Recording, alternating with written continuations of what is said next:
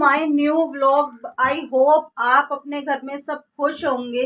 तो भाई ये व्लॉग हमारा नए दिन के साथ में शुरू होता है। तो आज का व्लॉग जो भी शूट होगा वो घर से बाहर मैं जा रही हूँ, और घर से बाहर मैं किस काम के लिए जा रही हूँ वो मैं आपको बता देती हूँ। आज है मेरे भाई की बरसी। मेरे भाई को 1 साल हुआ नहीं है, अभी 11 महीने में बरसी करते हैं, जो कि 11 महीने हो चुके हैं। तो आज मेरे भाई की बरसी है, तो बरसी में जाना है। और पापा का फ़ोन आया था, तो बरसी में चलते हैं और करते हैं जो भी करना है वो चल के करते हैं। कहना तो बहुत कुछ चाहती हूँ लेकिन कह नहीं पा रही मैं आपसे। मैं सिर्फ इतना ही कहना चाहूँगी कि अगर मैं अपने जाने वाले भाई की बात नहीं कर रही, मैं क्या बोलूं, बस बहुत कुछ कहना चाहती हूँ। मैं कह रही हूँ ना, मैं कह नहीं पा रही, लेकिन फिर भी मैं सिर्फ यही कहूँगी कि भगवान अगर माँ बापों को औलाद अगर दे तो अच्छी दे, नहीं तो माँ बाप बिना औलाद के ही ठीक है। बस इतना ही कहूँगी। और मैं फिर एक बार बोल रही हूँ, मैं अपने जाने वाले भाई के लिए ये चीज़ बिल्कुल नहीं कह रही, क्योंकि मुझे अपने पापा को देखकर बहुत दुख होता है, बहुत दुख होता है कि उनको इतनी उम्र में आने के बाद भी सुकून नहीं है। बहुत कुछ किया है मेरे पापा ने अपने बच्चों के लिए, बहुत कुछ किया है लाइफ में, बहुत कुछ किया है कि मैं जितना बताऊं उतना कम। लेकिन बदले में मेरे पापा को, मेरी मम्मी को, बेटी मैं भी हूं उनकी, लेकिन मैं क्या कहूँ, मैं अपने लिए क्या कहूँ। शायद मेरे पापा कभी अपने मुंह से बता पाए, मेरी मम्मी अपने मुंह से कभी बता पाती, मम्मी को तो देखा ही नहीं। लेकिन औलादों के अंदर ना इतनी माँ बाप बड़ा कर देते हैं, समझ उनमें खुद इतनी आ जाती है कि वो अच्छे बुरे का फैसला फिर ले सकते हैं। माँ बाप इस काबिल बना देते हैं, और फिर वही काबिलियत जो उनको मिलती है माँ बाप से, वो बदले में अपने माँ बाप को जो देते हैं ना, बड़ा दिल दुखता है। क्या बोलूं, बस समय आएगा तो बोलूंगी। मेरे मेरे माँ बाप तो मुझे आधी रात को भी बुलाते हैं, मैं आधी रात भी खड़ी रहती हूँ कि मेरे मम्मी पापा को जहां मेरी जरूरत है मैं वहां हमेशा उनके साथ हूँ। लेकिन मैं भगवान से कहना चाहूंगी कि जैसे बहू बेटे हम मेरे पापा को मिले, मेरी माँ को मिले हैं ना, ऐसे बहू बेटे भगवान किसी को ना दे। और अगर किसी को मिल भी रहे हो ना, तो भगवान किसी को ऐसा जीवन ही ना दे जिसको ऐसे बेटे मिले और फिर ऐसी बहू मिले। भगवान कभी ऐसा जीवन दे ही ना ऐसे माँ बाप को, तो जहां जिसके घर परिवार में ऐसे लोग हों। माँ मर रही है मरती रहे, बाप मरता है मरती रहे, बहनें मर रही है मरती रहे, भाई मर गया मरता रहे, न जिंदों की चिंता न मरो की चिंता। ऐसे लोगों को तो इंसान इंसान और इंसान कहना भी बेकार है। धरती पे बोझ हैं ऐसे लोग, सच में बोझ हैं ऐसे। और ऐसी बेटियां भी भगवान, अगर तुम्हारी बेटियां किसी काबिल नहीं है ना, तो किसी दूसरे के घर, दूसरे की जिंदगी और दूसरे का घर बर्बाद करने मत भेजो। हमारा तो घर बर्बाद हो ही गया।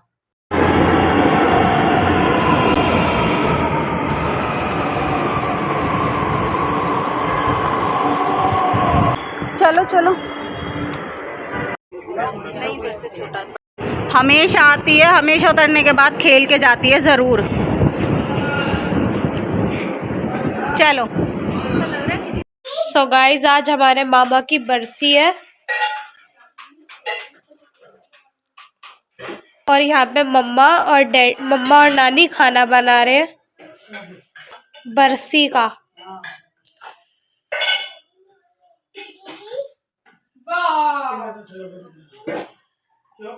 अभी हमें कहाँ पे जाना है? अभी ये खाना लेके तो हुआ क्या है बता।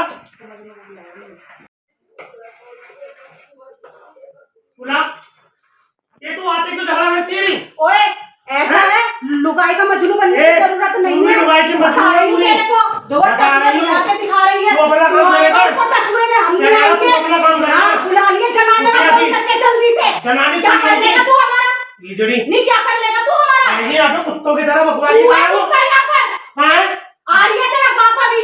क्या कर लेगा तू? बोल, पूछ कैसे रही है? अपना काम कर। क्या पूछ कैसे रही है? काम वो पूछते नहीं, मरे को पूछ रही तूने है। क्यों नहीं खाया? तूने तो बड़ा पूछ लिया ना, बुलवाओ तूने भी तो बड़ा पूछ लिया।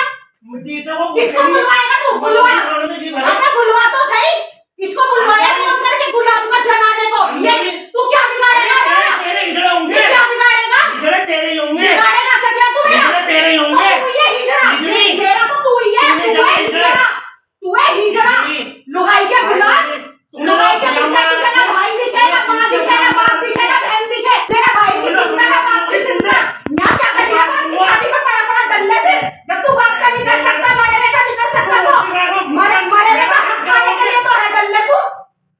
ये मरे हुए का हक खाने के लिए तो है दल्ले। वैसे तेरा हक नहीं है किसी मामले में। हाँ, ऐसी औलाद तो होनी नहीं चाहिए माँ बाप को, बनवारो। जो तुम्हारे होते सारे के बेटियों को आना पड़ गया। कह तो रही हूँ, तुम्हारे होते सारे बेटियों को आना पड़ गया। दल्ले, तुम्हारा वो कभी क्या करेगा? तू खुद खा ले और अपनी औलाद का पेट भर ले, वही बहुत है। हिजड़ा, ये भाई है खड़मर को बाप की चिंता नहीं, मरो वो की चिंता नहीं। तो क्या करवाएगा? करवा के दिखा, करवा के तो दिखा। घुसाइयो कान में नहीं, तो सही। मरो की तेल तो बस की तेल रगड़ना भी नहीं है, मरो की गाड़ में तेरे बस की तो तेल भी नहीं है, हम घी तो रगड़ रहे हैं, हम घी तो रगड़ रहे हैं, हमारी गाड़ में इतना भूतो है। हाँ, तेरी तो बन रही है दब के, सबको पता लगेगी कि तुम जैसे भाई कैसे होते हैं, हिजड़े भाई कैसे होते हैं, पता तो लगेगी। बनाती रहे ऐसे ही, कमितराय कर नहीं, तेरी औकात दिख रही है, तेरी औकात। हाँ, बच्चों को, बच्चे पूरे ट्रेन है मेरे बच्चे, तुम्हारी औकात दिखेगी कि ऐसी औलाद होती है माँ बापों की कि मरे हुए भाई की भी चिंता नहीं, और बेटियां करने आ गई तो तुम्हारी गाड़ के बाल भी चल रहे हैं। घूमने जा रहे हैं, हरिद्वार जाएंगे तो इनसे कुछ होगा, यहाँ इनके बस की कुछ नहीं है। अबे तू जा, दिखा इसके चूप है। बता रहा हूँ तुम्हारी हो रही है ना, ये कि मेरे पास भी है, इज्जत रख ले अपनी, इज्जत रख ले, बता रहा हूँ। अब पूरियां बन गई और अब बन रहा है हलवा और साग भी ये बन गया और रायता भी बन गया।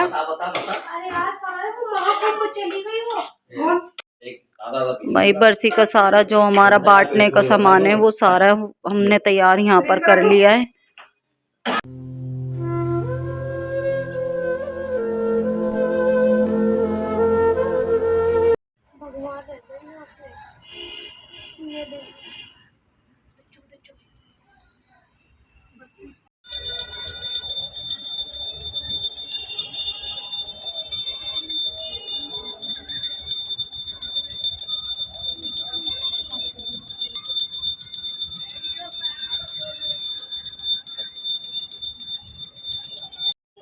लो आरती लो।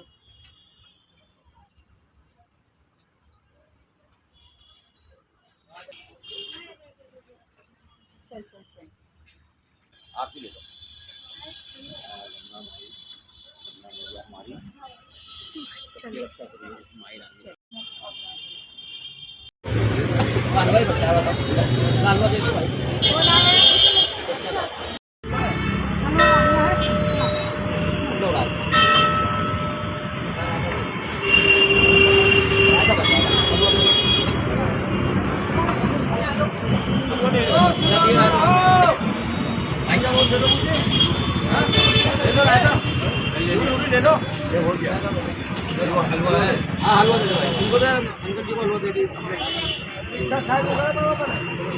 बदतमीजी इसने ऐसे करी कि मैं गई जब तो मतलब पापा, मेरे पापा क्या मेरे से बात भी नहीं करेंगे, और बात करेंगे तो हम इतना डरे कि मतलब कि ये इतनी हमारी माँ हो गई कि हम अगर बोलेंगे भी तो ये उठा के हमारे मारने के लिए आ जाएगी, हमसे उल्टा सीधा बोलने आ जाएगी, मेरे पापा से तू तड़ाक करने आ जाएगी, मेरे से तू तड़ाक करने आ जाएगी, हम आपस में बात भी ना करें, इससे इतना डर के रहे अपने ही घर में। जो देखा आपने, कौन सी ऐसी औलाद है जो अपने माँ बाप के साथ इस तरीके से करती होगी, और कौन से भाई ऐसे हैं, कौन सी भाभियां ऐसी हैं जो अपने बहन के साथ में इस तरीके से करती होंगी। इसकी बदतमीजी करने से पहले इसकी बीवी ने बहुत बदतमीजी करी है हमारे साथ में, मेरे पापा के साथ भी और मेरे साथ भी। और बदतमीजी इसने ऐसे करी कि मैं गई जब, तो मतलब मेरे पापा क्या मेरे से बात भी नहीं करेंगे, और बात करेंगे तो हम इतना डरे कि मतलब कि ये इतनी हमारी माँ हो गई कि हम अगर बोलेंगे भी तो ये उठा के हमारे मारने के लिए आ जाएगी, हमसे उल्टा सीधा बोलने आ जाएगी, मेरे पापा से तू तड़ाक करने आ जाएगी, मेरे से तू तड़ाक करने आ जाएगी, हम आपस में बात भी ना करें, इससे इतना डर के रहे अपने ही घर में।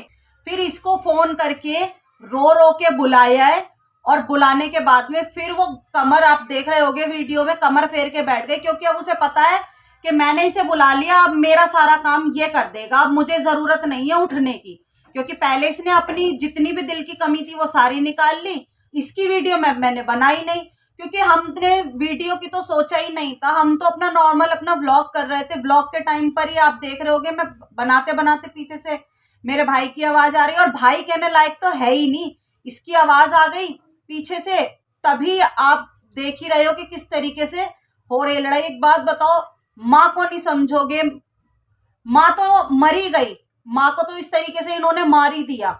अब बच्चे कुछ जो है वो बाप है, बाप को भी ये दिन रात ऐसे ही इसी तरीके से कलेश करते हैं, इसी तरीके से कलेश करते हैं। अकेला कर रखा है, 4 बहन भाई हैं हम, 4 में से सबसे बड़ी मैं हूं, मुझसे छोटी एक और है, वो मास्टरमाइंड है इस गेम की, मास्टरमाइंड है वो। फिर ये लड़का है, ये जो ये बदतमीजियां कर रही है ये है, और फिर एक जिसकी डेथ हो चुकी है, एक वो था। अब उसकी बरसी है आज, साफ मना कर दिया इन लोगों ने कि हमारा कोई फर्ज नहीं बनता, तुम्हारा बेटा है, तुम जानो तुम करो, हमारा कोई फर्ज नहीं है। वो इसलिए कहा गया क्योंकि इनकी हरिद्वार की बात मानी नहीं। हरिद्वार जाने के लिए कह रहे हैं ये वाला भाई भी, और जो मेरे से छोटी बहन है वो भी, कि हरिद्वार चल के बरसी होगी पापा, यहाँ नहीं होगी, यहाँ नहीं लगेगी तुम्हारी बरसी। दिमाग दे रहे मेरे पापा को, वो उनके दिमाग देने पे चलो आ भी गए कि ठीक है कोई बात नहीं, वहीं चल के कर आते हैं। तो भाई बेटा और बाप उन्होंने कहा हम दोनों चलते हैं, चल हम दोनों कर आते हैं, कि नहीं बच्चे भी चलेंगे, चलो बच्चों को भी ले चलो। फिर इसने मेरे भाई ने डाली कि वो वाली बहन भी चलेगी जो मेरे से छोटी है, पापा ने कहा चल उसे भी ले चल, कोई दिक्कत नहीं है। लेकिन जब तुम इतना बोल रहे हो, इतना ज्ञान दे रहे हो, तो थोड़ा सा बाप का सहारा भी लग जाओ। अब जहां सहारे वाली बात आ गई वहां इनका कोई फर्ज नहीं है, कि हमारा कोई फर्ज नहीं है, तुम्हारा बेटा था तुम करो, यानी कि नोट लगाने में, थोड़ा बहुत बाप का सहारा लगाने में इनका फर्ज नहीं है, साथ में जाने में, घूमने जाने में, बरसी की आड़ में हरिद्वार घूमने जाने में इनका फर्ज है।